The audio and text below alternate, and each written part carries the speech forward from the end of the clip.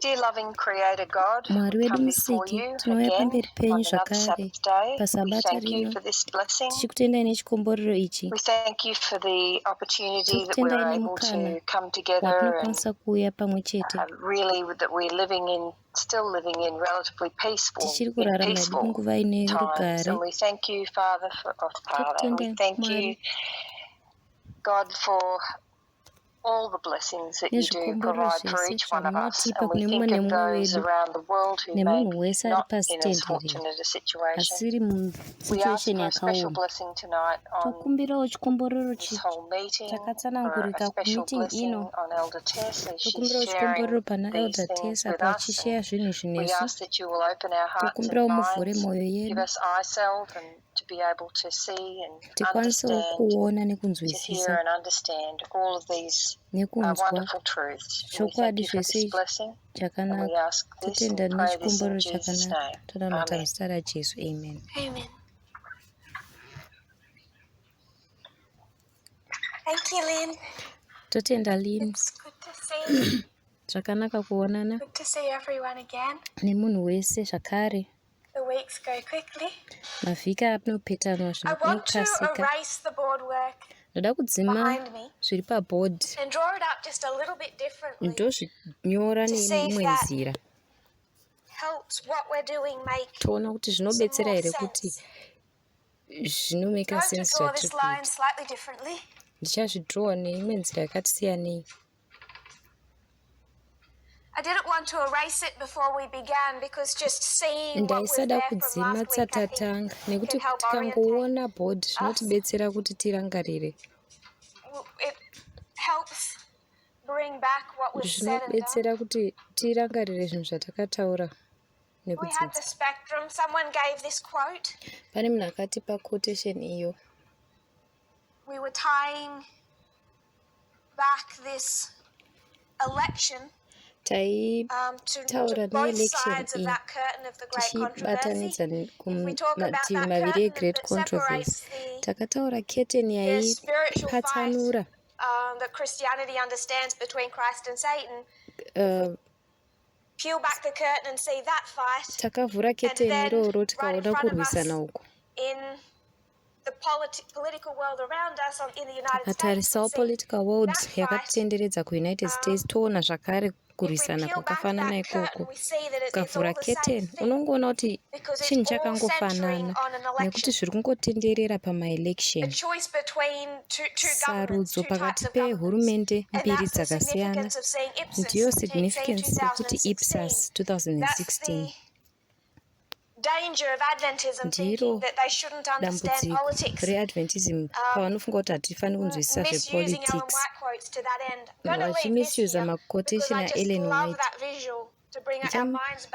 Ndichangosiya izvi nekuti ndoda kuti tirambe tichirangarira nyaya yefreedom neequality zvinoratidzika sei mureality.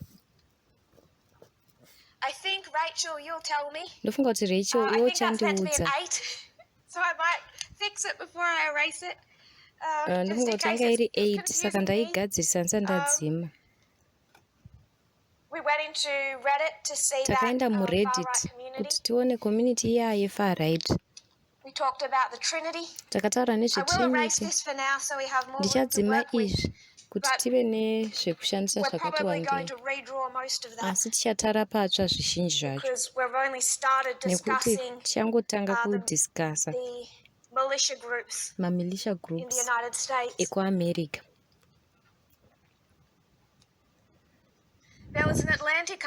Pane article yeAtlantic yakaitwa manje manje, ndofunga mwedzi wapfuura, yaitaura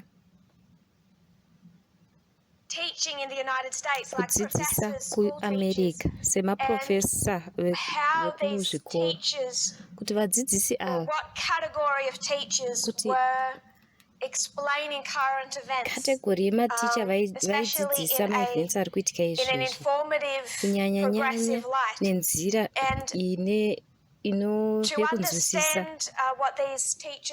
Kunzwisisa zvaitaurwa nematicha aya neturning point iri significant munhoroondo.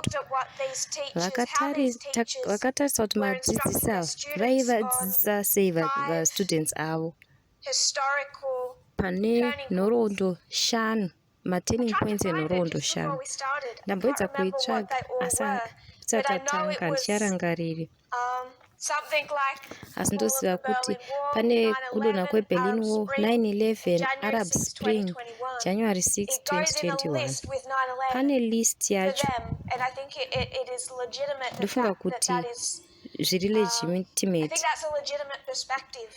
muono uri legitimate iwoyo wesignificance yaJanuary 6. Tinofanira kutaura January 6 nenzira yakatsarukana. Ndisingadrowi line sezvaranga riri, ndoda kuridrowa neimwe nzira yakasiyana. Mubvunzo wakabvunza, taitaura 1888, munhu akabvunza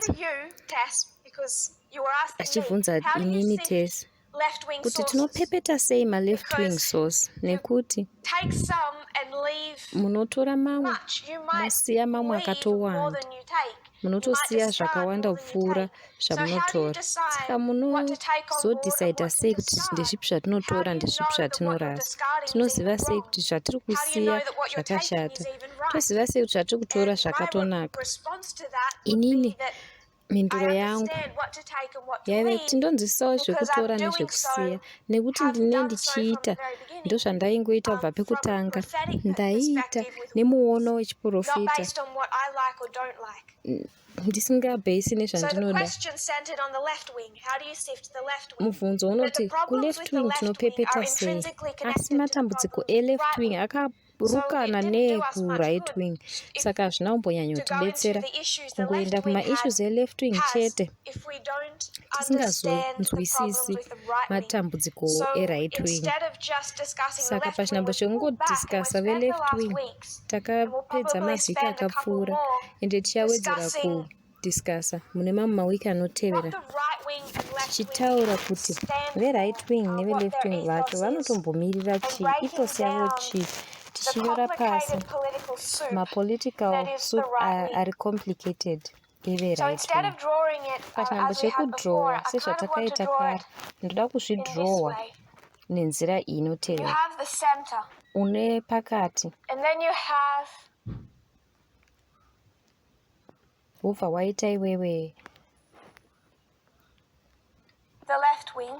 veleft wing.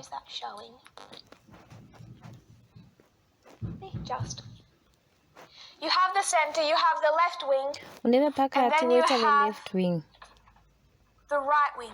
wozoita veright wing kana vekurudyi.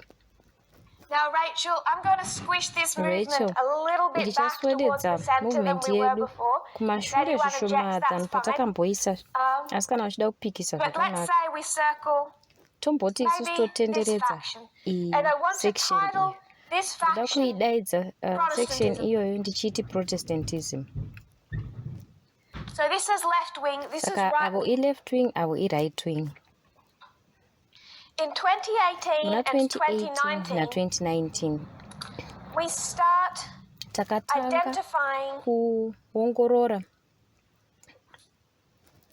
the role of Donald Trump in basa raDonald prophecy Trump in a muprofesi way that hadn't been done nenzira yanga isati before. yakamboitwa It was kare. recognized that he had a role in Zvainzwisiswa prophecy, kuti ane role but in muprofesi, 2018 asi muna we 2018 become much more formalized in takatanga saying this kuzviformaliza is tichiti not just Trump, but haasingori Trumpism. Trump This is but not just one man, but Trump. Republicanism. haasingori This is one not munhu just asi the Republican irepublicanism, Party, this is the haisingori entire Republican right wing Party asi i-right that wing now needs to yese. be understood Saka tinofanira from a kunyatsokunzwisisa prophetic perspective. zvese zvine And in muono 2018, we wechiprofita. go from just talking 2018 about takabva Trump kungotaura as nezvaTrump this one semunhu mumwe figure chete completely cut off from right-wing context, asina kubatanidzwa but ne-right as wing a context, dangerous prophetic figure.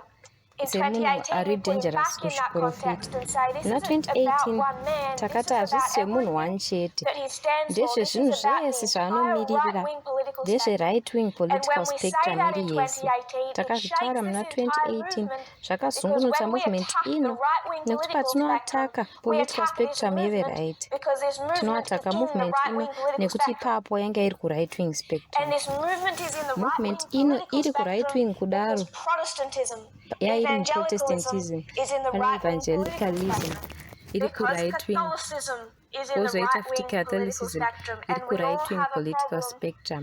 over not Tinoziva kuti tine shedding dambudziko our link to the source of apostasy, rekusanyatsokujekesa malink Christian emasisitemu apostasy. eapostasi yechikristu.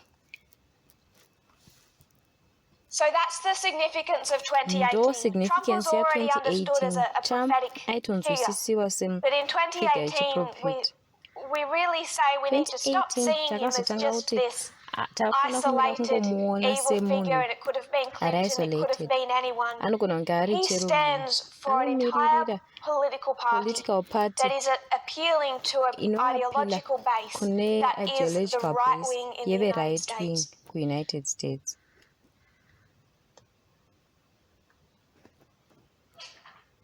So from 2018 to Kubva 2019 kusvika into 2020, tichipinda muna 2020.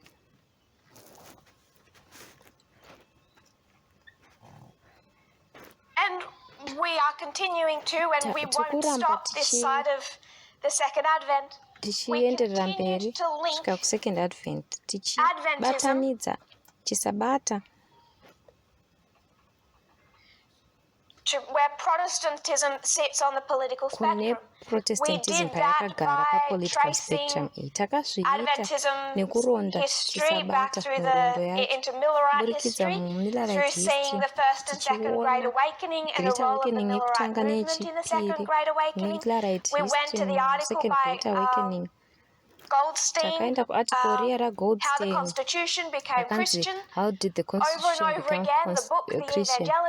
Takaona maevangelicals zvese tairamba tichihighlighta portion iyi yeve-right wing nekuti ndipo pane adventism, ndo pane movement ino. Taifana kuoti vanhu vemovement ndo vataitaura navo tisati taenda kubasa, taitaurirana pachedu. Taifana kuti vanhu vemovement ino vaona kuti tiri apa nekuti Protestantism iri apa. Iri apa nekuti yakazvitakura kubva kuCatholicism. Imimi kana muchida kuve mamembers epolitical party yaMwari munofanira kumuvha kuenda kuleft uku. Ndiyo mhaka tairamba tichizvitokorodza. Zvandinotaura hazvisi kuzobvisa izvi zvatakataura. Hatisi kuzvidzima kana kuti hazvisisina basa, kwete. Asi movement ino painoramba ichiendera mberi nyanye kupera kwa2019 izvezvi, rangarirai zvatakataura kuti zvinhu zvinonge zvaakuramba zvichipetanwa zviri complicated. Pane simple picture asi iri complicated kupfuura izvozvo. Dambudziko nderekuti vanhu vakaona chikristu sekunge ndo spectrum yese iyi, asi haisi. Ndozvandiri kutsvaya kunongedzera izvezvi. Haisi point itsva, ndaizama kuitaura point iyoyi kwemamonths anenge 18. Paine level yekuziva kuti ndaiitei ndisinganyatsa hangu kuzvibuditsa hangu pachena. Tiri kubva apa ndakuzvitatamura ndoti iyi ingori pati yesitori. Kana uchida kuona kuti chii chakashata paUnited States nhasi, unofanira kuona zvese izvi. Kana uri kuzoona zviri zvese, saka iposi ino-underline right wing ndeipi? Nekuti haisi Christianity chete. Handisida kuti haasi matraditional values, nekuti matraditional values anoenda kumaculture akasiyana-siyana, even atheism pachayo, asi zvakawanda kupfuura chikristu chete. Saka kana iwe uchida kuita election muUSA, hazvina basa kuti uda kuitwa president here, kana kuti uda kuita senator here, kana uchida kuita election muUnited States uchida kuti vanhu vakuvhotere. Unoda kuti vanhu vazhinji vakuvhotere, handiti? Saka kana iri 1980 uri Jimmy Carter uri Democrat, unoda kuvhoterwawo nemaProtestants, saka unofumuka secandidate yepresident uri Democrat, iwe Jimmy Carter uchatanga kuti hai ndiri mukristu akanaka ini, love my faith. ndinoda I treasure chitendero my changu, relationship with God. ndinochikoshesa chaizvo I pray every relationship yangu day. naMwari, ndinonamata mazuva ose.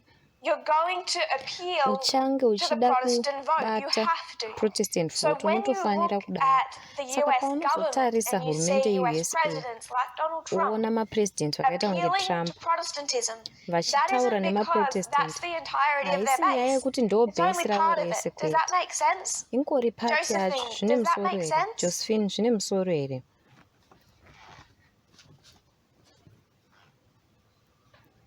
You're muted, sorry. Uri muted. I think I'm beginning to get the picture. Ndofunga kuti ndakutanga kuona picture yacho.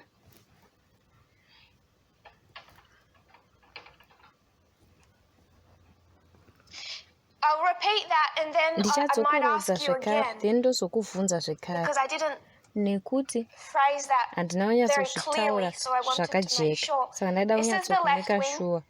Uku This is the kuleft right wing, wing. uku kuright wing. And if you're Trump Iwo kana uri Trump or Carter, kana kuti and Carter, you want votes uchida because you want to mavotes win elections, nekuti unoda kuwina you're going to maelection, appeal to this, aren't you? uchatoapila kune vanhu Going to start ava, talking handiti about the role uchatanga of God kutaura in your life. kuti Mwari anoshanda sei muupenyu hwako. But that's not the entirety of what Asi you're appealing to. havasirivo vega vanhu vauchada They kubata, might not be even the majority of pamwe your base. havasitomboriwo majority yebhesi Someone racho. over here will be an atheist. Umwe munhu ari apo anenge ari matheist, They don't really care havana kana whether basa or not you're nazvo Christian. kuti uri If mukristu here they're kana kuti right wing, hausi. they're Kana going to vari vote for right you wing whether you're Christian or not. vachakuvhotera So if zvisinei you kuti uri sell your mukristu here kana faith, kuti hausi. Saka even if like ukatengesa Trump, chitendero everyone chako knows it's sezvakaita fake. Trump, vanhu If you vaizviziva kuti sell your ndezvenhema. faith, you'll get a portion of votes. Ukatengesa But chitendero you're not chako going to unowana turn these mavhotes, people away from asi you. hausi They're kuzodzinga used to maatheist Christians in kwauri. Congress. They Vanoziva get kuti elected mukongresi mune because makristu, they're vying for these votes, whether they vanovhoterwa believe nekuti in God or not. vanenge vachitsvaga mavhotes aya whether vanotenda So kuna when you Mwari look at kana kuti kwete. Saka when you look at paunotarisa Congress iwe and kucongress you look at the history of kuona American nhoroondo presidents, yeamerica you're going to nemapresidents see aya, people uchaona who vanhu sell their Christianity. vanotengesawo chikristu chavo, But that doesn't mean asi hazvirevi that they are driven ivo by Christianity. That doesn't mean that vanodhraivhwa they're genuine, nechikristu, that they hazvirevi kuti vari actually even genuine, believe what they're saying. hazvitomborei kuti vanototendawo zvavari Does that kutaura. make sense, Joseph? Zvine musoro here Josephine? Very clear. Zvaapachena. So Donald Trump, he has to Saka appeal to Donald the Trump evangelicals, anotofanira and we know he kuapila does. We've taught kumaevangelicals. that for a long Takaona time. takazviita, But takazvitaura all kare. he had to say to Asi appeal to the zvaaingofana kutaura evangelicals, kuti aapile what did he need to say kumaevangelicals to aya, appeal to an evangelical? akatombotaura kuti chiiko To kuti get an evangelical vote. awane Marie. mavhotes avo. Marie, What do you think Trump could say to unofunga appeal kuti Trump to an aiti chii kuti evangelical? aapile kumaevangelicals? He would say that he read the Anogona Bible. kutaura achiti indai ndinoverenga bhaibheri ini. He read the Bible, so he's going to sell his Saka Christianity. anotengesa chikristu chake. But what about his politics? Ko politics yake? Well, he would have a conservative rhetoric aine mutauro uri that would appeal to conservative the Pentecostals and also many others as well. nevamwe vazhinji vakadaro. Conservative rhetoric, I agree. Kutaura kuri conservative ndinotenderana nazvo. Do you want to specify Uda parts of that rhetoric, or do you kuspecify want here to leave it kutaura as the uku conservative? kana kuti You can leave it as the conservative. unongosiya zvakangoti conservative. Well, he even appealed to the QAnon akatoendawo kune people. QAnon. It wasn't just conservative, it was vaisangova extreme maconservative, right vaitova maextreme right zvekare. movements that he Mamovements would ese appeal to as well. aienda kunoapila kwavari But zvakare. QAnon isn't necessarily Asi Protestant. QAnon havazi maprotestant ka. No. Like if he's trying to get Asi kana ari kuda mum and dad kuwana down there in mai nababa vari uko Texas, kuTexas, or mind blank on the states. ndabva But if he's ndadzima trying to pamastates. appeal Kana to ari kuedza kuda kuapila this kune kind of traditional values, ma-traditional Protestant, values laid-back, farmer, echiprotestant, vari laid family, back country living, varimi down in vari the kucountry south. living vari kusouth It's not kuamerica. necessarily QAnon that's going to be the Haisi selling point QAnon yaachange for achitengesa these kwete. kind of close-knit Christian Kune vanhu vari kuzasi communities. kumacommunity yemaChristian iri ikoko. he would say, let's make America great anogona kutaura again. kuti ngatichiitai America ive So let's go back great to when again. we first became this country and we were Christians. Takatanga isusu nyika ino tiri vaKristu. We had solid values, Taiva and that's nemavalues how America was akasimba. raised up. Ndo kukudzwa kwakaita America. So values, Christian Saka heritage. mavalues neheritage yechiKristu achazviita sei? Well, he's going to go along with the, changing the history achiti ngatichinjei history and painting a nice Christian church and state combined kubatanidzwa kwechurch nestate, picture yekubatanidzwa kwechurch nestate yakanaka. So church and state, do you mind if I put morality? Saka church nestate, ndikaisa morality zvine basa here? Kwete. Little asterisks, because I don't think that's actually biblical. Handifungi kuti zviri biblical. Yes. If you want to change a law in the United States, if he wants to change laws, kana achida kuchinja what does he need to change? Anofana kuchinja chii? What's the mechanism for changing law in the United States? Sei kuti achinje mutemo kuUnited States? The Constitution. Mitemo iri significant. The Constitution. And who gets to define what the Constitution means? The Supreme Court. Ndiani anodefine what Constitution chii? Ndeve Supreme Court. Thank you, Marie. So yes, Christian morality, but there's going to be a few key phrases that he can say to appeal to Protestantism. He can say,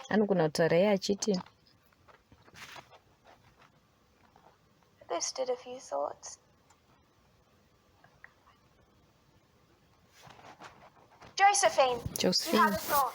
Wanga uine kufunga kwako.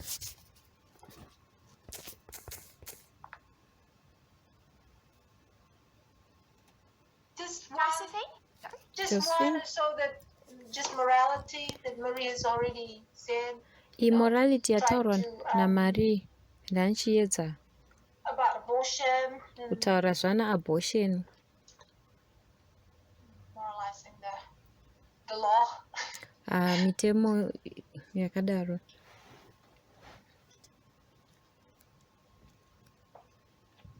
I agree with you, but I'm going to avoid trying to be general about morality because we'll go back to Rachel. We'll make Rachel review Reddit, and then we'll see Reddit. We'll see about 1 in 3 American men on Reddit. Pavatatu umwe chete murume kuAmerica ari paReddit. Toona ma-men's rights groups ane 86% vari atheist.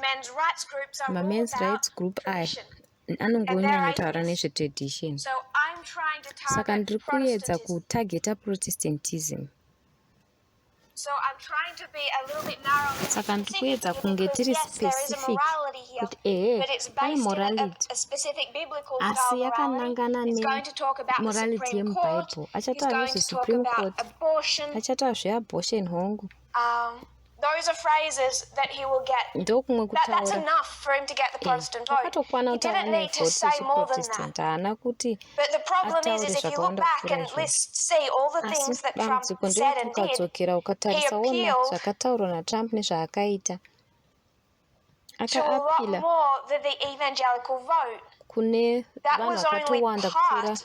His rhetoric, only a portion of his rhetoric was designed to appeal chakanga chakadesignwa kuti vaapile kune maprotestants. What about the whole rest of the right wing? What about the 86% atheistic, 90-something% libertarian men's rights activists that exist over here? Trump is only has to say a couple of limited things to appeal to the Protestant vote. Protestants don't like the way he's acting. I'm being general. The vast majority of Protestants don't particularly like to see him swearing, carrying on, abusing people, calling people names. They weren't necessarily attracted to the anger, the bad behavior, the success as a supposedly extremely rich billionaire who could supposedly have any woman he wanted. That's not appealing to the Protestant vote. But he appealed to the right wing in a way that has not been seen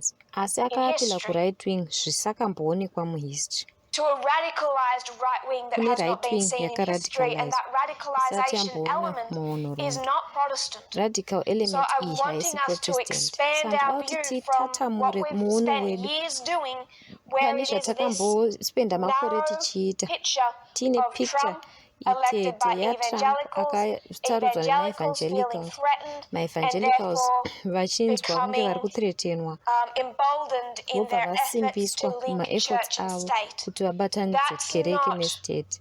what is Hazvisirizvo truly happening in the zviri United kunyatsoitika States. muunited If we states. come out of Tikabuda our bubble. mubhabhu redu iroro. Catherine. It's okay. I was going to mention something you were Zvakanaka, asking ndichazotaura earlier. zvinhu zvamamuchivhunza.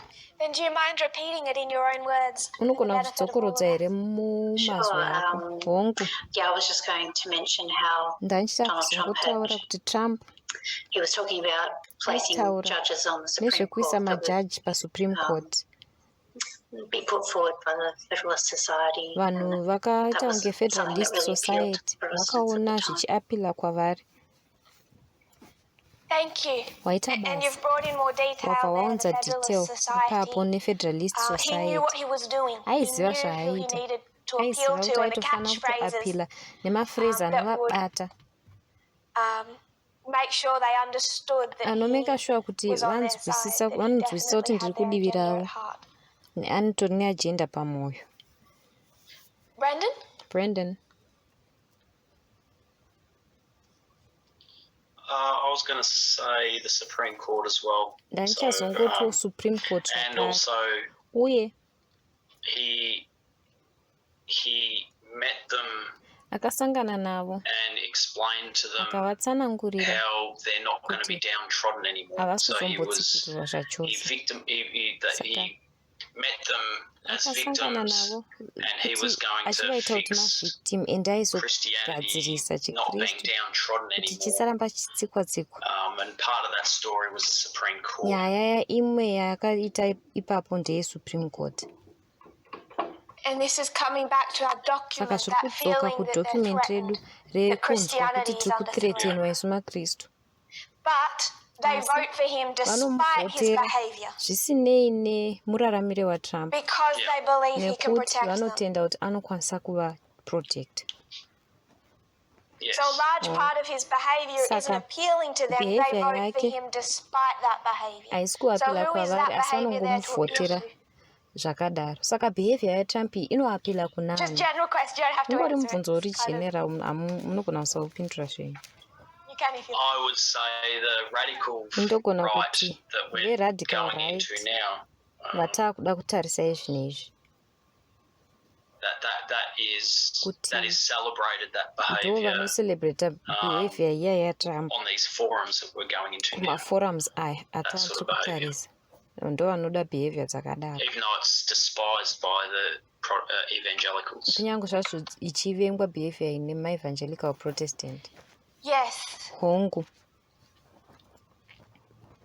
exactly. The ndizvo type of zvichaizvo. behavior that Behavior iyi made them think yakaita this kuti isn't vafunge great, but we'll vote for him hazvina anyway because he will kunyatsonaka asi protect us. tichangomuvhotera He's the zvakadaro monster nokuti who will achatichengetedza. protect us. Imonster Protect ichatichengetedza. Christianity and Ichachengetedza biblical chikristu traditional values. nematraditional values emubhaibheri. Raymond.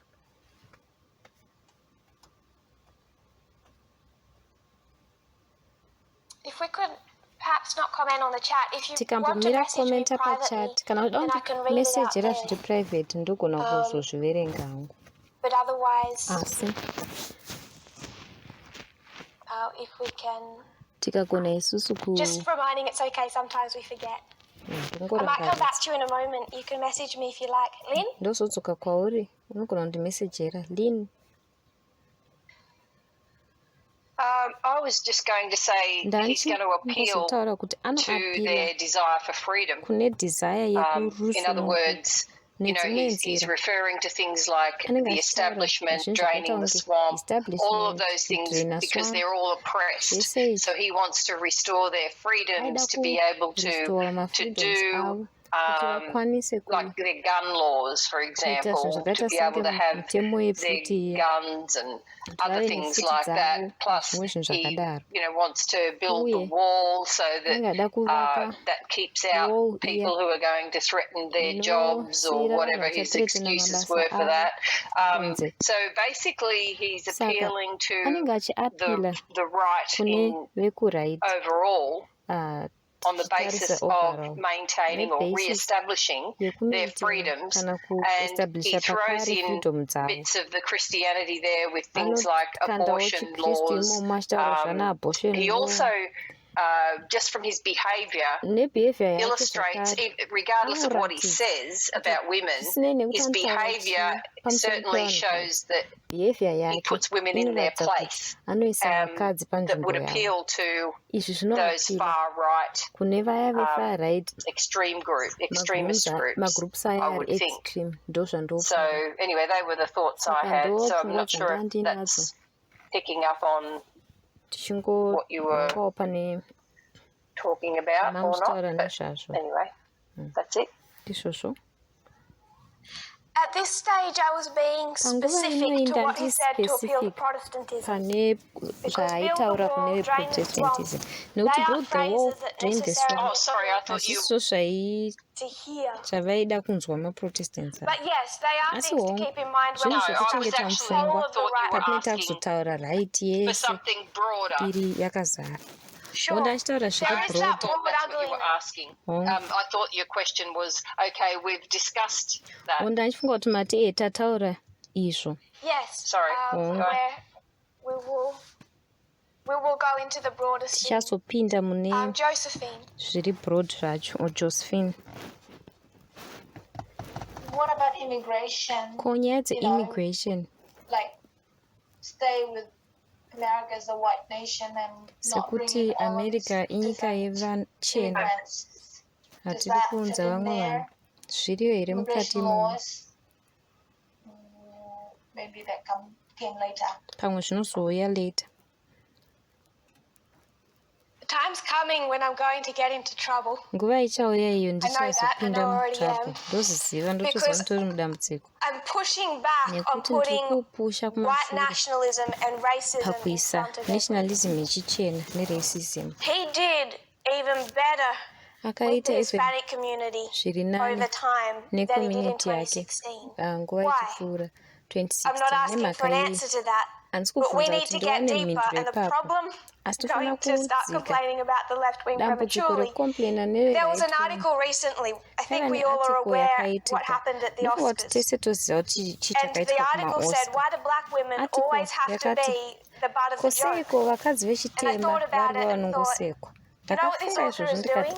He just said, why do women have to be at the butt of the joke? No one's going to click on it because it isn't appealing enough to a whole lot of people who still feel uncomfortable with feminism, with standing up for women's rights. But if he makes it or takes what happened at the Oscars and the joke that a black man made to a black woman and brings it into away from sexism and into the sphere of racism, then he knows he'll get through to people.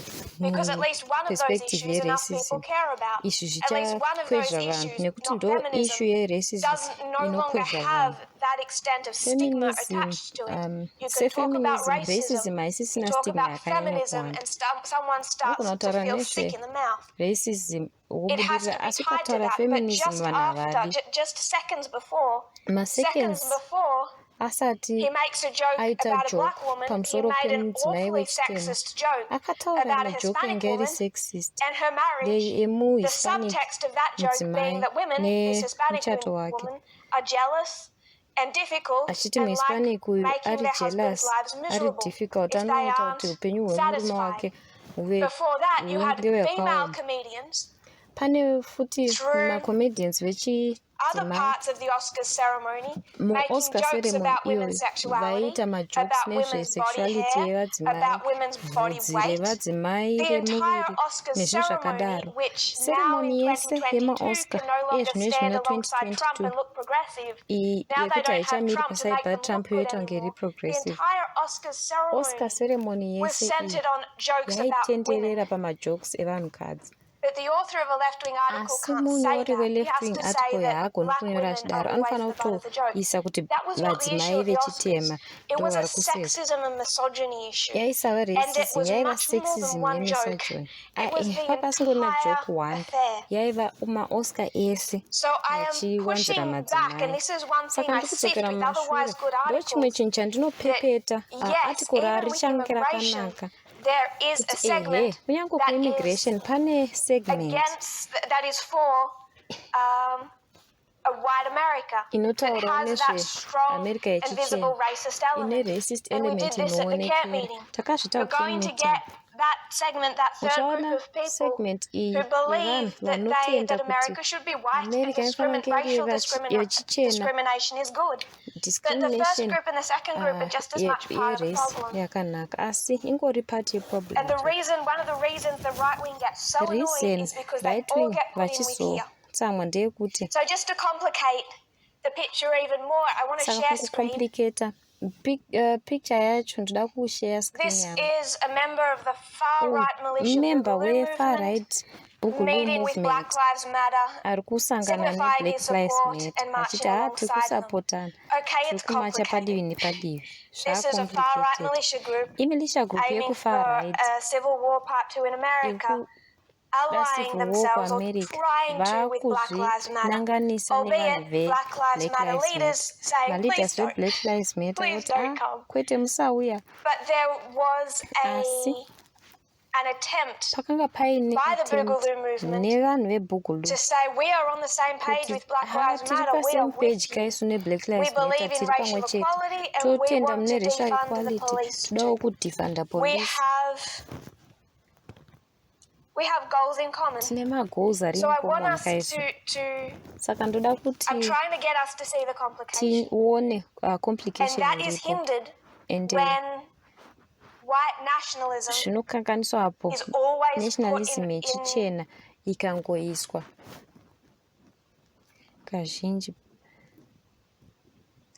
put in every single context. It's there. It's definitely within that third group, but it goes beyond that.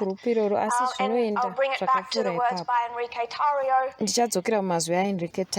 the man who burned a Black Lives Matter flag. We have to get beyond that and actually see what they're standing for, which is what we start to get to when we get to the ethos of the right wing, when we get to men's rights groups and freedom over equality. And the left wing does this over and over and over again when they are not willing to stand up for women's rights, and they have to link it to racism. Because if they just pulled out just the sexism of the Oscars, people will feel that they're hearing something feminist, they'll cringe, and no journalist wants that. So I agree with you and understand what Trump is saying about immigration, but 2 points with that. First of all, it's not necessarily just targeting Protestant Christianity, again, where then expanding it out to something that appealed to the millions of votes that he got from atheists. That's definitely appealing. Code words, dog whistles, as you said, Ray, to a larger segment of the political spectrum, but it's not specifically Christian. And I want us to see that. Graham.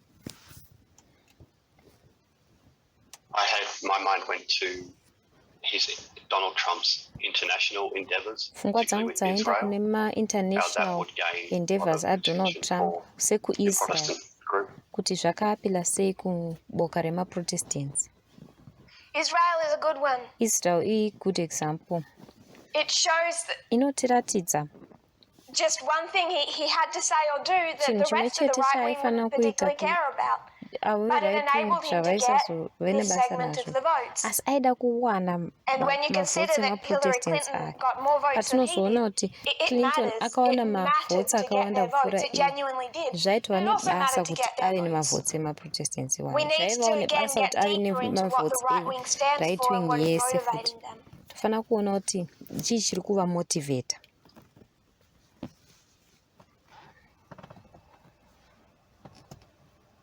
So we're looking at the saka tikutarisa right-wing Trump achiapila kune vanhu ve-right-wing mafaction akasiyana-siyana ariko asi pane feeling iri pazasi yevanhu vari kufila kunge vari kuthreatenwa uye zvakare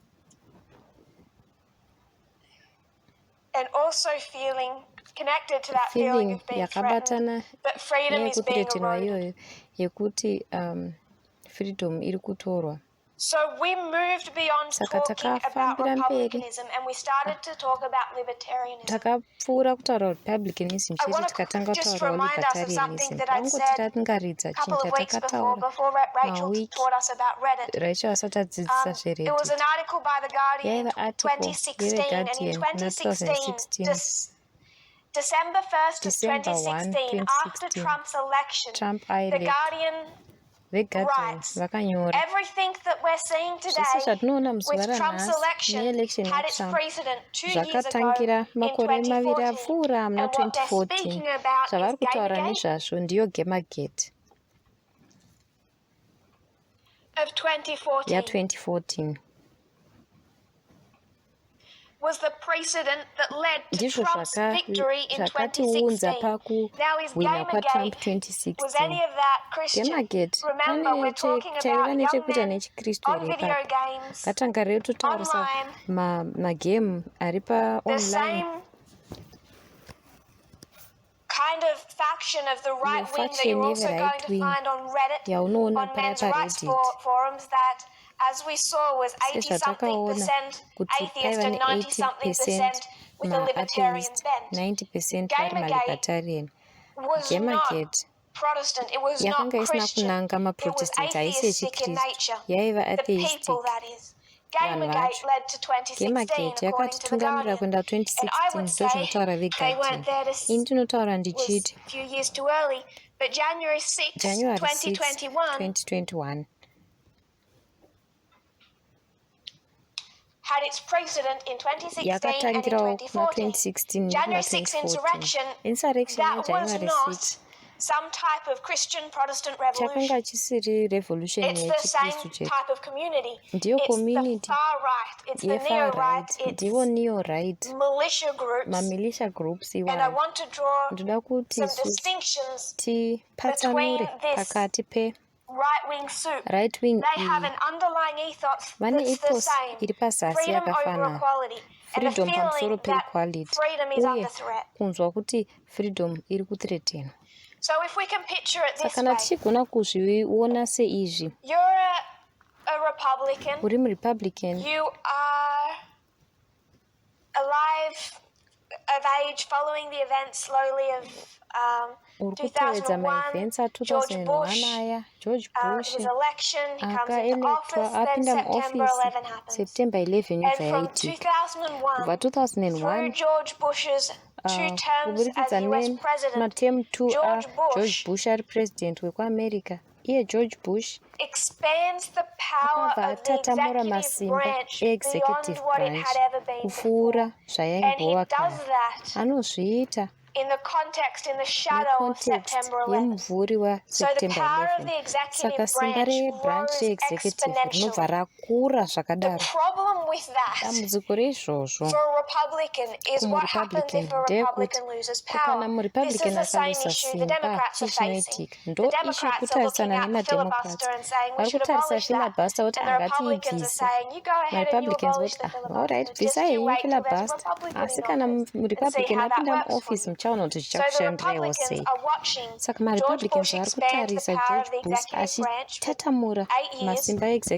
They're watching the Patriot Act, quite broad expanses of American power, domestic as well as some international. domestic And uye all of a zviri sudden in international. 2008, you Wozoona have this 2008 massive wakuerekana left-wing wane populist movement galvanized munhu around left a wing populist populist movement newcomer called Barack inobatana Obama. manje yakatenderera pana I Barack was Obama ari populist. 10, 11 indava when George nemakore Bush ndofunga 10 kana was 11 elected. I was 18, pakasarudzwa 19 George when Bush. Barack Obama was Pakazouya elected. Barack Obama So I ndanda was coming into an ne19 age kana where I was 18 paying attention ndanda kupay attention to manje that feeling of pop kune culture feeling yaya yepop in culture the United States and what was kuunited kind of states here as uye well. And I zvaiitikawo remember munomu. well even then the Ndairangarira excitement, chaizvo kuti the vanhu vaiva fascination with seeing neexcitement Barack Obama in senation vachiona 2008 Barack Obama stand up and 2008 speak. achisumuka achitaura. He is a fantastic speaker, Anotaura orator. zvakanaka chaizvo.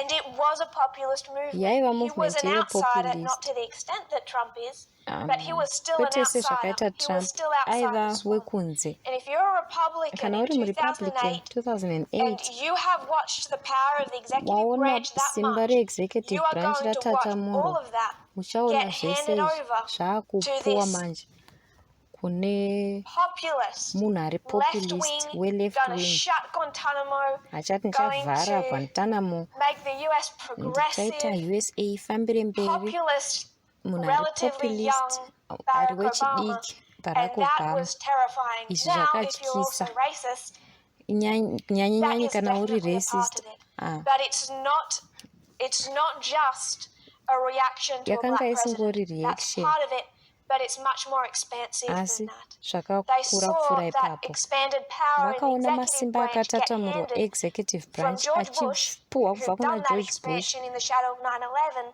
to this akaexpanda muna wildly 9/11 popular young achipuwa senator, manje Barack kuna Obama. Barack Obama anga ari popular uyawe. So in 2008 and 2009, 2008 na 2009 America begins on a America path of inotanga radicalization. panzira And yekuve we've talked radical. about this before, the Tea Party Takambozvitaura movement of nezve-Tea 2009. Party We've movement connected that ya2009 internally tikazvibatanidza mukati with Elder Paminda. naElder There's this Paminda. change of leadership. Pane kuchinja And in this kweutungamiriri. movement, what's going to Movement prepare us muno for the Sunday law chinotigadzirira is Sunday also law this external Tea ndiwo Party Tea radicalization that's Party going yaya to yekunze set the United States on the yakaradicalized path for the Sunday law as well. yakatipa nzira And yekuenda that kuSunday law. path to the Sunday law Nzira iyi yekuenda kuSunday law is heavily based on this yakanyanya-nyanya radicalization within the kutsigirwa Republican Party. That neradicalization radicalization yemuRepublican didn't just Party. start in Radicalization 2009. iyi It's a little bit hainangotanga like watching 2009. Vladimir Putin kill Zvakafanana democracy kuona in Putin Russia. achiputsa There are very democracy clear muRussia. markers. Pane But mamarkers 2009 anga was a ari major pachena, asi turning point marker. 2009 yaiva maka I iri want to speak major of another turning marker point. though. Asi ndoda kutaura neimwe maka zvakadaro. I'm going to quote Ndichakota inini. I'm going to quote from Chris Ladd. Kubva kuna Chris Ladd. He is Republican. So muRepublican. there are large parts of his Saka article pane and also the way that muarticle make he dzimwe uses nzvimbo the term dzakakura freedom that I paanoshandisa don't izwi think rekuti are freedom technically handifungi accurate. kuti ari And accurate as he zvakanaka. is a centrist Republican, Iye he muRepublican ari obviously has centrist, views that ane we maviews as a movement don't agree with. atisingatenderani nawo But he also semovement. makes Asi a point about the anoitawo Republican point Party that I think is worth yeRepublican Party listening to. yandaifunga kuti Chris yakanga Ladd yakakosha refers to kuteerera. himself Chris Ladd as a Texan anozviti in iye exile. So munhu he is wekuTexas ari Texan, he is muexile. conservative, Ndewo he is kuTexas ari Republican, conservative but he writes this Republican. article Asi in anonyora article iri 2016 muna as he watches his 2016 political party, paanoona the political party Republican yake Party, Republican follow Party Donald Trump. ichitevedza Donald Trump. And it's deeply upsetting for him Zvinomutsamwisa zvikuru because he is nekuti he's not within that extremist iye Republican haasi camp. He's a muRepublican ari centrist. extreme, So ndewe he pakati rejects uyawo. Donald Trump in Saka anoramba 2016. Donald Trump That's why he calls 2016. himself a Texan or a Ndosaka Southerner achizviti in ndiri exile. muTexan He kana kuti really still muSoutherner belongs to ari them. He kuexile. knows he belongs Anoziva to kuti them, ndinobelonga kuRepublican Party. but he's not popular with Asi them anymore haasisiri because he's popular conservative, navo nekuti ari but didn't conservative. like what Donald Asi Trump haana was saying. kufarira Donald Trump So zvaaitaura. he's going to write this for Saka Forbes anonyora magazine izvi in kuForbes 2016. magazine It's 2016. called the Libertarian Civil Rinonzi Rights The Paradox. Libertarian Civil Rights Paradox. And he says, Anotaura achiti the long sad decline of the Republican Party as the primary vehicle of black political expression corresponds closely to the rise of libertarian philosophy as a force inside the Republican Party. So I'm going to read it and then try to paraphrase it. He says the long, sad decline of the Republican Party as the primary political vehicle of black political expression that corresponded with the Republican Party taking on a libertarian philosophy. So Josephine, you asked a few weeks ago about how the Republican Party, which was originally the party of Lincoln, that was on the right side of the Civil War, became this right-wing conservative freedom instead of equality party today. Josephine, were you able to watch the video that we sent you? Yes, I had looked at it. Did it make sense how the Republican Party changed? Yes. Good, I'm glad. I'm just adding to that. He's just adding to that. Because he's saying that this switch that happened, particularly, he's going to highlight the mid-20th century. That split corresponded with the Republican Party turning from its original roots of prioritizing equality to taking on libertarian philosophy. And I like that he uses the word philosophy. So we're not saying that the Libertarian Party as a political party in the United States matters that much. It's weak. It doesn't have much political power. I don't think it's ever going to have much political power. What we're trying to show is the libertarian philosophy. And that libertarian philosophy is embedded in the Republican Party. He calls it a force inside the GOP. And then he's going to go into the civil rights era and explain what we have already covered in our last classes about libertarianism in the civil rights era and what he calls a paradox. Republicans began embracing libertarian ideas about a decade before the Libertarian Party was even formed. Barry Goldwater embraced individual liberty as a paramount political value in the early 60s. Libertarians formed a separate political party in the early 70s. To this day, figures like Ron Paul, we spoke about Ron Paul or Gary Johnson move easily between libertarian and Republican circles, because the boundaries are muddy.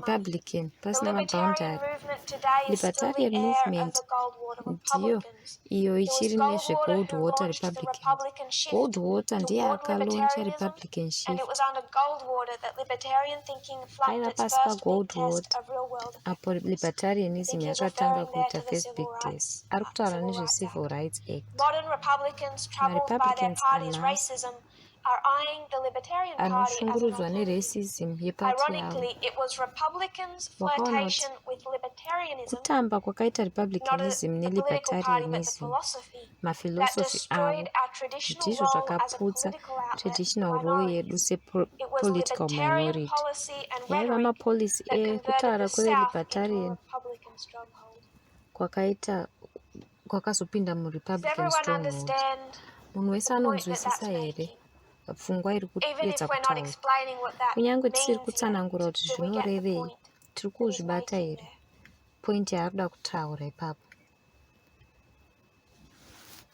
Yes. Josephine, I heard a yes. Josephine, that's all she did. Sorry, you weren't going to hear it. Well, it made me happy.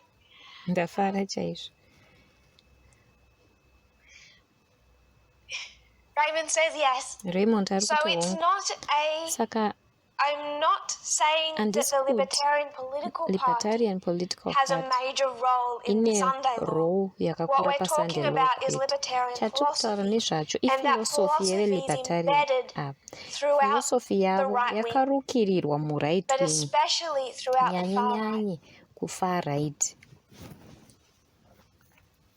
And it's embedded through the Republican Party, which is why the Republican Party ceased being a party representative of minorities, ceased being a party that prioritized equality and chose freedom, because it took on libertarianism. Libertarianism saying freedom over everything, freedom over equality. Freedom pamusoro pe. So we're not going back to Goldwater to illustrate that. But this Republican in exile, looking with a sense of shame on his own political party, is blaming libertarianism for that. I just want us to see that that's happening.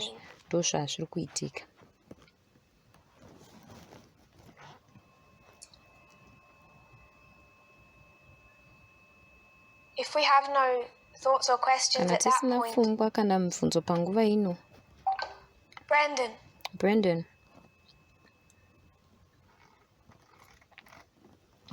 Yes. Hongu.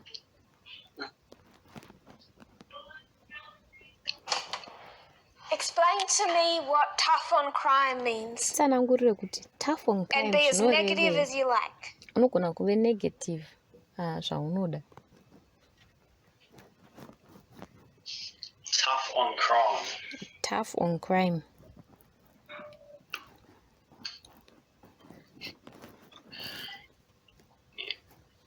In the context of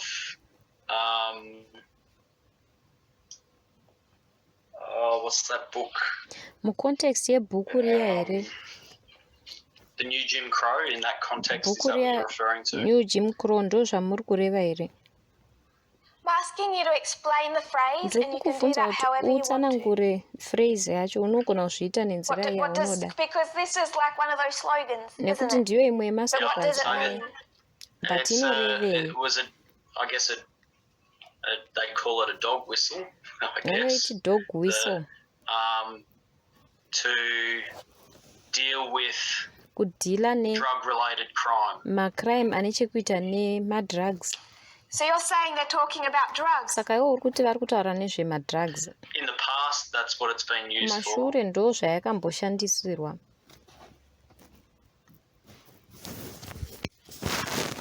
Sure. Hongu. But now, asi izvezvi. Okay.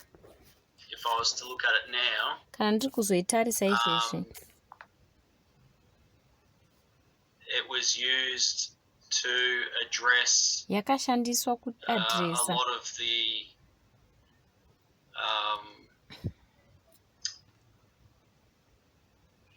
Black Lives Matters zvakaita kunge ma-Black Lives Matter maprotest avaiva nawo kuamerica.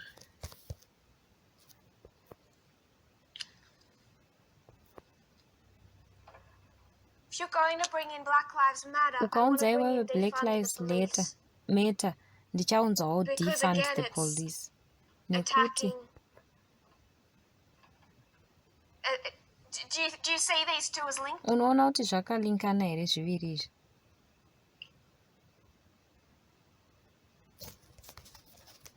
Yes, they're on opposite sides though. Zviri kuma opposite sides. Defund the police? Kuti defund the police. Tough on crime is negative. Sorry, ndikutaura tough on crime iri negative. That looks a little deceptive. Zviri deceptive. I'll write oppose. Ndonyora kuti oppose. Maybe I'm not understanding the question. Sorry. Handisi kunzwisisa mubvunzo, sorry. Ndichadzima izvi. Let's say we oppose. Tomboti isusu tinopikisana. Yes. The tough on crime. Tough on crime. Okay. That particularly began with Ronald Reagan. Yakatanga na Ronald Reagan. And we support. Isusu toti tinosapota. Defund the police. Defund the police. Hongu. Explain to me. Tsanangura kwandiri. What these mean, because they're saying very similar things. Nekuti vari kutaura zvinhu zvakada unofanana. Ukadefund the police, zvichamisa kuti tough on crime ipere. Ndoda kutaura kuti maphrases akasiyana ari kuataka chinhu chakafanana. Saka dambudziko iri papi?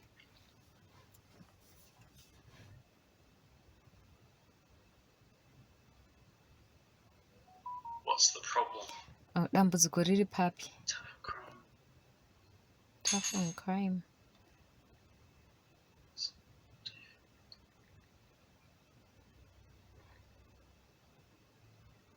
I'm not sure what the problem is. Anyatsoziva kuti dambudziko riri papi ni? I feel like I'm not seeing something. Ndonzwa kunge pane zvandisiri kuona.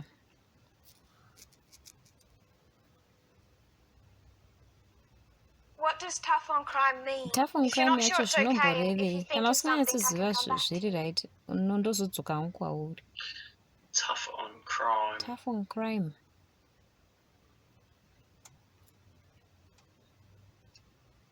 Yeah, I might maybe come back to me. Maybe mozodzoka henyu kwandiri.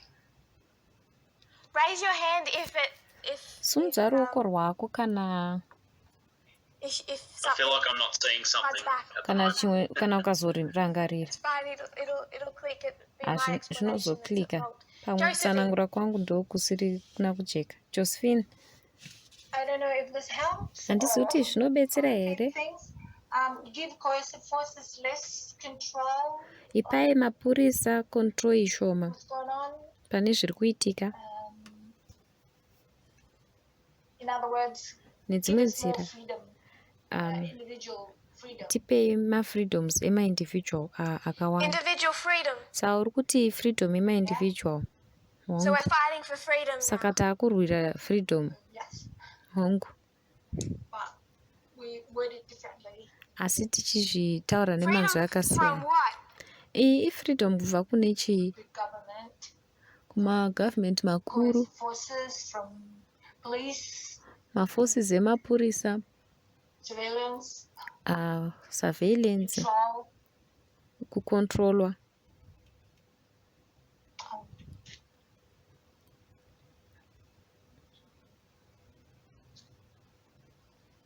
So you've put freedom. Saka iwo vaisa freedom apa That is tough. Being opposing tough on crime kuti means iri standing for freedom. kuti kupikisa tough on crime Defunding, supporting kuri the kuda work to kurudzira defund the freedom, police. vachisapota kuti kusapota basa rekuti defund the police riri kutaura Is there zvefreedom anything here? else, Josephine? Pane here chimwe chauda kutaura Josephine? Supporting freedom. They just want small government. Vari kusapota freedom, vanoda government diki, Big government. havadi interference kubva Freedom. Small kugovernment government. hombe. Saka kuti freedom nehurumende diki hongu. Okay. Zvakanaka. Lynn? Lynn, That's more or less what I was going to say. ndo zvakada kufanana They would be nezvandandichazotaura opposing, kuti vanenge vachipikisa hurumende hombe. therefore Naizvozvo they don't want lots of vanenge laws that are vasingadi going mitemo to be, yakawanda creating inenge ichigadzira more crackdown on crime, kuti as they see it, gatei zvecrime, would be limiting people's freedom, zvinenge like zvichilimita Josephine mafreedom said. evanhu So sezvataurwa things like naJosephine. defunding the Saka zvinhu police would zvakaita reduce, sekudefunda police zvinodzikisira big government, therefore it would be hurumende promoting hombe. small Naizvozvo government zvine and freedom. zvipromota hurumende diki So I was nefreedom. pretty much agreeing with Saka what Josephine ndandichitenderana said. nezvachitaura naJosephine. So do we disagree with the Black Lives Matter Saka movement? hatitenderani neveBlack Lives Matter here, Because the Black Lives Matter nekuti movement veBlack is Lives saying to Matter defund vari the kuti police and stop being tough on crime, ngatidefundei police tobva tamira kuve tough on crime, which is a call for zvinova freedom and izvo small government. rukoko rwefreedom. So I guess this is where some of the Sandofunga kuti complications ndo come in, panouya because macomplications ayaya nenyaya we yekuti don't necessarily disagree with Ati- everything that Black Lives Matter stand hatidisagree for, nezvese but zvinomirirwa if they're neveBlack standing Lives for Matter, small government asi kana vachimirira and hurumende promoting diki things vachipromota there, then obviously ipapo we're going to disagree with that. ticharambirana So neizvozvo. Naizvozvo It's part of the complications, ndo I'm macomplications assuming, mamwe acho that ndo you're zvandiri trying to bring kuasuma. out. Hamuri kuedza kubudisa pachena Yes. hongu Yes. hongu. No? Very observant, Lynn. Unoobserva zvikuru Oh, iwe good, Lynn. good, good, good. Observant. Graham. Graham,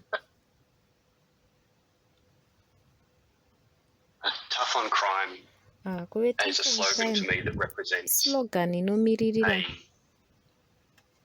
group of people that are going to be boka revanhu harshly treated, vanenge who are generally vabatwa found in the lower zvakashata socioeconomic vari kumalower status country, society who munyika avo categorized in minority groups, who vanoiswa are then in mumagroup turn maminority removed from being able to vote, vamwe which vanorambidzwa affects kuvhota the whole of the US. zvinobva zvaafecta United States yese.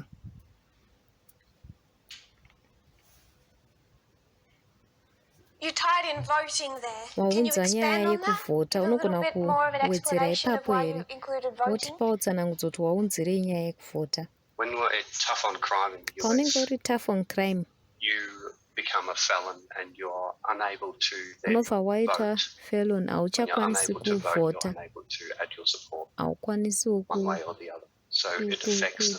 saka zvinovhota nyaya dzekuvhota. Ukatarisa masocial economic status esociety nemabig corporation, minority groups enzvimbo dzakasiyana siyana, whether uri muAfrican American kana Hispanic, ungava chizva, unenge usina maopportunity ane vamwe muUSA, hauna maopportunity akafanana. Pushing you into an area where you have to resort to some sort of crime to survive. Area yaunogona kusurvive. So you're bringing in minorities. Saka uri kuunza nyaya yemaminority. So you took Saka iwewe tough on crime. Watora tough on crime. And you narrowed that. It wasn't tough on all crime. And it wasn't hurting everyone. Yanga isiri tough on crime yese, and zvasiri kurwadzisa vanhu vese. Brandon.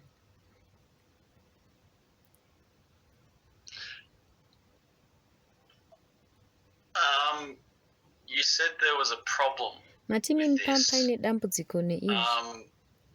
And I'm possibly got no idea what I'm saying. But the problem appears that we're in agreement with libertarian on those two topics. Is that correct? Or am I totally missing the boat? Ndizvo here kuti handisi kunzwisisa. Now you know why a far-right militia group is turning up for Black Lives Matter. Waakuziva kuti far-right militia group inowire ku Black Lives Matter. Ndodambudziko. Vanotange vari kuwirirana. Ndodambudziko, ndiro here dambudziko ratiri kuona. Kana kuti pane chimwe chinhu.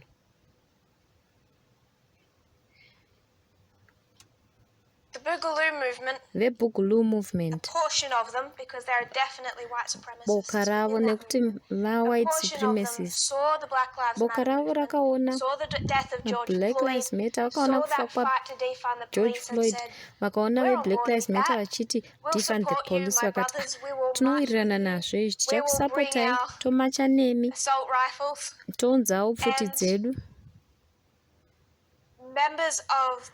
Members ve-Black Civil Rights Community, vatungamiriri vecommunity vaiti hatisi papeji imwe chete. Avari kuti hongu tiri papeji imwe chete, vachiti aiwa hatisi papeji imwe chete zvichingodaro. Ndokurwa kwatiinako mumovement kwenguva refu izvozvi. Vanhu vachiti tine platform yakafanana movement ino, tinosapota zviri kutaurwa nemovement inoyi. Leadership ichiti kwete, titori pamapeji akasiyana. Munogona kuramba muchiti tiri papeji yakafanana asi tiri pama-different pages. Ndipo apo pandoda kuratidza macomplications acho. Ndo apo ve-left wing ne-right party yeve-left wing kwete iri problematic yacho. Vari correct ve-left wing vari kutaura zvakafanana neve-far right. Tofanira kunzwisisa kuti nemhaka yei. Zvandoda kuti tione mumaphrase aya akanyanyopfavisa nekuti anoreva zvakasiyana kuna vanhu vakasiyana. Ndosaka ndakuti definai kuti tough on crime zvinomborevei. Kumunhu ari ku-right wing, tough on crime yakashata nekuti iri kutsunya mafreedoms evanhu. If a man harasses a kana woman on the murume street, that is a criminal akaita ukasha offense. kune mudzimai Someone in kufrance the right wing will mustreet say that it yatoo impinges offense. his Munhu freedom to weright free wing anoti speech. zvakutsikirira That does mafreedom not espeech do edu harm to her. hazvina kukuwadza mudzimai uyu. Harm is anything beyond really Ivo the vanotarisa physical. hamu vachiti It's his free zvinhu speech, his zvinokuwadza freedom to muviri. speak, Iye anoti to ane harass freedom her yake on the street, yekutaura yekuharasa trumps her mudzimai right uyu to be pastreet. treated with equality in society. So in France now, Saka it's kufrance illegal. izvezvi You're not allowed to hauchabvumidzwi shout and harass kudai women on kuharasa the madzimai street, even with mumigwagwa your free kunyangwe speech. nefree Someone speech in the yako. right wing Munhu would see wekuright wing that as anozviona being tough on crime in a tough on negative crime sense. zviri So when the negative. left wing looks Saka at these veleft wing slogans and sees tough on pavanoona crime, it maslogans doesn't aya see tough on all achinzi tough crime. on crime havaoni tough pamacrime It ese, sees tough on specific vanoona types of tough crime pane that are macrime ari targeting and specific harming ari specific kutageta communities. Does that nekukuwadza make sense? vanhu vari specific vari minority. Zvine musoro here? Catherine, you're nodding. Catherine, uri kunodha musoro wako. Do you have another way to word that better than I Une just mamwe put manzwi it? ekuzvitsanangura here ari nani kupfuura angu? So Saka the left wing veleft wing would see the problem with vanoona this tough on crime thing is because there's minority dambudziko groups netough that are on being crime disadvantaged because of the way it's being treated. So the motive that they have for opposing the tough on crime issue pakuopposite is based tough on on crime an equality ine perspective. maenderano neequality. They want to, vanenge vachida ivo because they'll actually want to be tough on discrimination. tough on There's certain types of discrimination. crimes that they want to be Pane tough on, and macrime there's certain types of avanoda crimes that kuti they vange vari tough don't want to be poita targeting mamwe specific avasingadi groups, kuti especially atagetwe disadvantaged semapoka. groups. Whereas on the right wing, Asi kuright wing they're seeing it differently. They're vange not. vachizviona zvakasiyana. They just want sort of like Vanongoda kuti all hands off. ngavangobvisa maoko avo ese pane They're not zvinhu coming at zvese. it from a point of view of equality. Havasi kuona neziso reequality. Their priority is the freedom Vari kuprioritiza aspect of it. freedom, aspect yefreedom yacho. Yes. Hongu I'm hoping that rephrasing in ndovimba a kuti slightly different way helped kutsanangura everyone. It uku helped me. kwabetsera vanhu vese You nokuti can have the kwandibetsera. same Unogona kunge uine belief, seeming to kutenda be the kwakafanana, same kunoita kunge belief. kwakada This kufanana. is why Ndo we mhaka could put other things, togona different kuisa context in. tumwe We could put gay macontext marriage. togona kuisa And you sekunge could see gay that a marriage. libertarian, Unoona someone malibertarian, in the right wing, munhu ari someone kuright in the wing, left wing, munhu ari both kuleft wing, might support gay vose vanoti marriage. tinosapota muchato wemagay. But why Asi you support nemhaka that, where you're coming uchisapota from, izvozvo une uchibva nekupi really matters. zvine It basa certainly rakanyanya, mattered. zvine basa rakanyanya Matters at certain points pamapoints in akasiyana American history, munhoroondo yehistory such yeamerica as January 6th. yakaita kunge yejanuary Then 6. all of these things start to Zvinhu zvese izvi zvinozotanga manje especially matter. nyanye kunge zvakakosha. Tough on crime Kuve is tough on crime not for hakuzi someone in the left wing kuti saying kumunhu that ari kuleft wing the hakuzi United kuti States is too united tough states on all yakanyanya crimes kuve targeting all tough communities. pamacrimes ese That's vari not kutageta what munhu that wese. phrase has ever Hazvisiri meant izvo for the zvazvakambobva left zvareva wing or kune for vanhu civil vekuleft rights wing leaders. kana kuti What vanhu that vecivil means rights. is tough on Zvazvinoreva crime. I specifically didn't ndezvekuti write it tough because on it crime narrows iri it down specific. immediately for us. Is tough on crime Tough on also crime uye is another way of saying the war on drugs. imwe nzira yekuti Because it isn't all hondo crime, it's nezvemadrugs, especially drug crime. nekuti And it's haisi especially macrimes drug ese crime because that iti has crime yemadrugs, disproportionately nekuti ndiyo iyo targeted minority yakatageta communities. maminority communities. Because the police force, Nekuti whether mapurisa individually or institutionally, whether is vari racist. one kana kuti So vari it's targeting institution parts of the vanenge community vakatageta over maparts some ecommunity crimes and pamusoro doing harm to pemamwe those macrimes communities.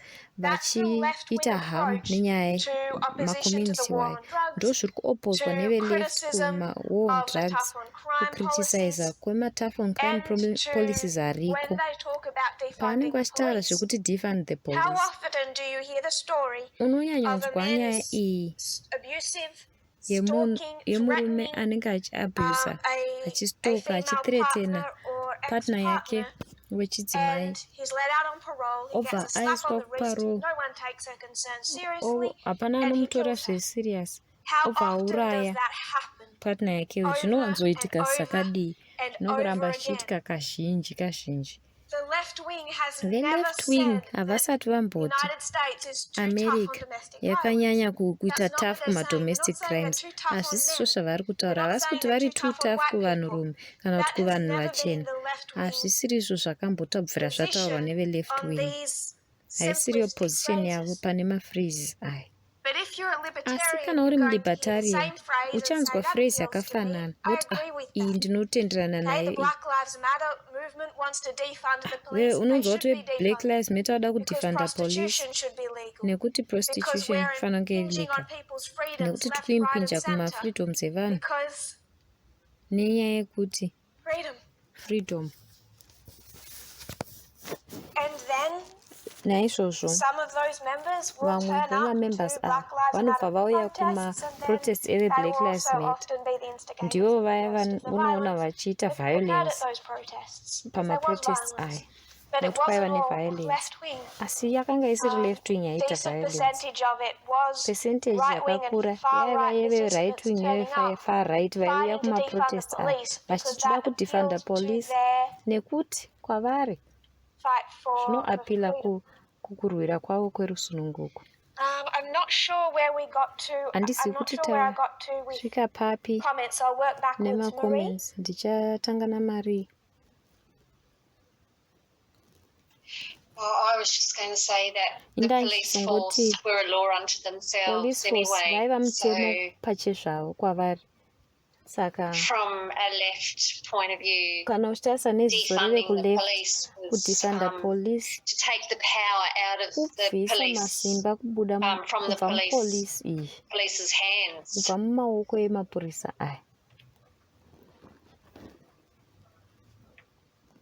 They talk about institutional racism in the police force. It's hard to get proper data on this, but from what they have done, they can see that the families of a police officer are 2 to 4 times more likely to experience domestic violence at their hands than the general population. And you can bring up case after case after case. Yes. Unoona makesi akasiyana-siyana.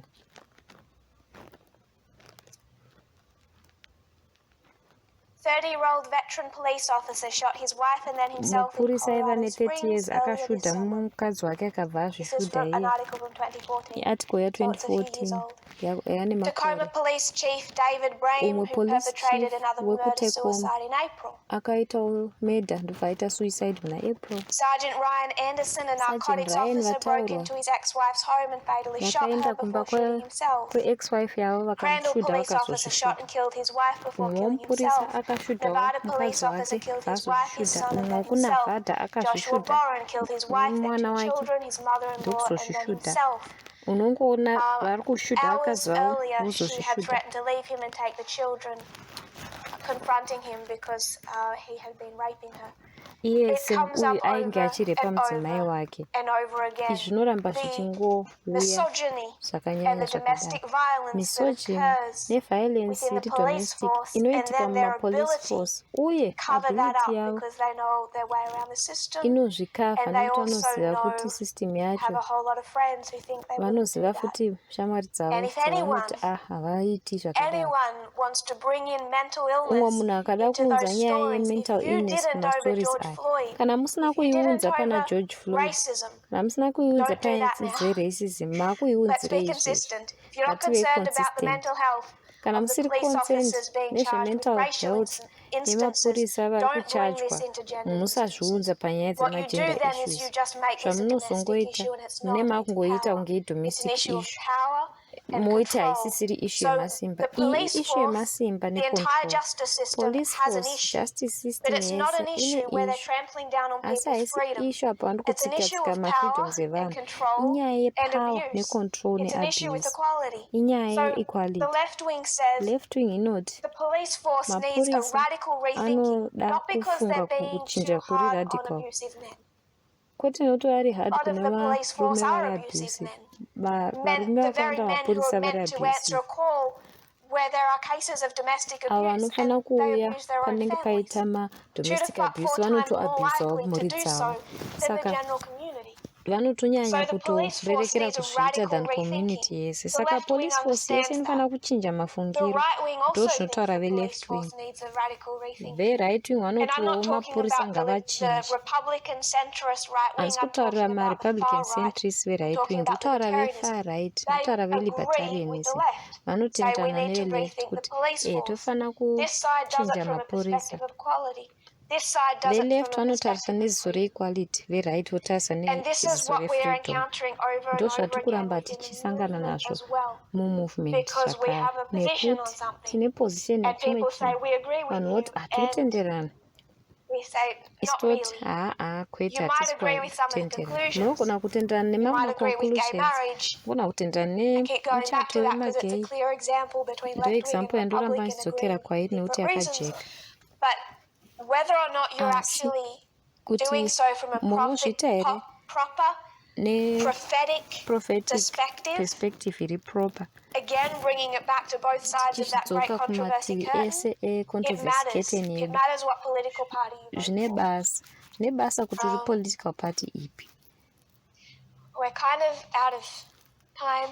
I go over time every week. That's why it feels normal. ndozo ndogara ndichifuudza nguva zvakufila normal asi vanhu vanondirangaridza zvavo I'm not changing anything that we've handina taught chandi before. kuchinja chatakadzidza kumashure tichiri We'll target Protestantism, kuramba and we takatageta did that, and we'll do protestantism that going forward. takazviita ende ticharamba tichiita chiendera mberi nekuti taamunhoroondo taakutaura nemalevites taakutotaura nemalevites patinenge tichidaro tiri kuedza kuvaconvinsa kuti chisabata chine dambudziko tinovaratidza izvozvo nekuvaratidza kuti adventism iri muprotestantism ende kana uchiverengawo ellen white unofanira kuziva kuti ndiyo nyaya taifanira kuzviita ende taati kutozviita asi mulight regamergate nekuselectwa kwatrump nejanuary 6 insurrection yacho muchiedza chekuti mamembers emumovement akawanda vamwe vachiri kutofunga mumovement munomu vaifunga kuti vakatomuvha kubva kuright kuenda kuleft asi vari kutowedzera kuenda kufar right uku tozviona tovatati chiedza chiri kumashure kwenyu chakudzima chiedza chemidnight cry pamaifanira kuenda kuleft muna 2018 ini makatowedzera kuenda kune imwe camp right wing uko ndoda kuisa protestantism padivi tiri kuona matambudziko ekuright wing takasvika pane zvakadzikadzika zvavo zvinoonekwa apo panotungana freedom neequality ndoda kuti tifokasi kwete kupast yeamerica kana zvakaitika kudisintegrata kweevangelical community asi ndoda kuti titarise future yeamerica ndo zvatakapuwa negamergate ndo hwindo ratakapuwa negamergate vakanga vasiri vanhu vechikuru maevangelicals vechikuru vari kuti takurisa masimba 2014 gamergate yakatiratidza future yeamerica nekuti yakawandira vanhu varume vechidiki vari maatheist haisi based pachristianity vane chilibertarian chakanyanya zvoreva kuti vanogona kushandisa language yakafanana neyatinoshandisa asi zvichiopozana kana kupikisana neequality apo equality nefreedom zvinotungana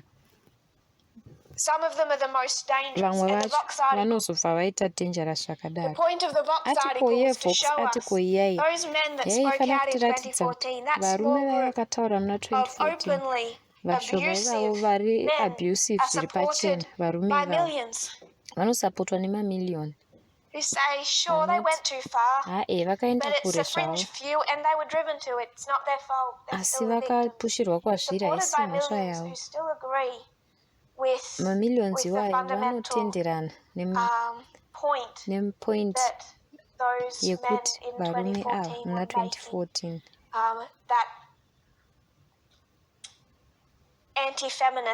vaiita anti-feminist hostile wing iyoyo So we'll close now and we'll Saka come back to tovhara this next izvezvi. week. If you have questions Tichazodzokera or thoughts, next please week. Kana bring muine them. mibvunzo kana pfungwa, If it zviunzei. helps you, you Kana can write them zvichikudetserai, to me during munogona the week. kunyora pakati If you're pewiki. going to forget them, Kana and then muchizokanganwa, I'll make sure so then that when we start again, I ndozoona might kuti not answer it patinozotanga privately because ndogona that would really kupindurai. take away from classes a Tichazvipindura little bit. zvisiri But if private nokuti we can then zvinotidyira incorporate maclasses them edu. early on Togona to next week. So kuzozvipindura I don't want to tichangotanga move lesson beyond next wherever week. each one of you are comfortable. Saka I don't want ndinoda anyone kufamba to feel mberi left vanhu vese behind vasati or to have vakati a pandoti point or a vanhu question that vasarire we don't get mumashure. to. So please, Saka if you want to put them kana into muchida writing, kuunza write them down and mabvunzo send enyu them to me. nyorai pasi And next munditumire. week we'll Next go week over it again. We'll tozvidzokorodza discuss it more, zvekare, answer any totaura questions you zvakawanda. have and any thoughts that Maquestions you have. amuinawo, pfungwa And I want to dzamuinadzo. start addressing Ndoda kutanga kuadresa some of the militia groups, mamwe mamilisha just to groups make a few kuti points as tingoita we were going mapoints to do mashoma. on the Apo Proud Boys, the 3%ers, tichazoita nemaproud boys the nema3%ers, Oath maoath and those. keepers We have to nevamwe understand vakadaro. Tofanira January kunzwisisa 6th January as 6 a prophetic turning point seprophetic and all turning that it point represents. uye I did zvainomirira.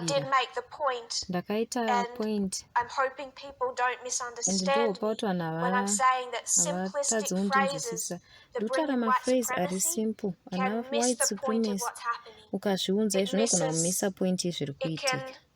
be a way to Inogona kunge iri nzira highlight the yekuhighlight ugliness that these kuti groups can magroups aya incorporate, akashata but it ende doesn't anoincorporata necessarily represent their fundamental asi ethos. And we hazvirepresenti need to get to ethos the yavo. fundamentals. I'm Tofanira going to kusvika understand. pazvakadzika zveethos yavo. If you're near with me, we'll close Mukapfugama in prayer. nemi tovhara nemunamato.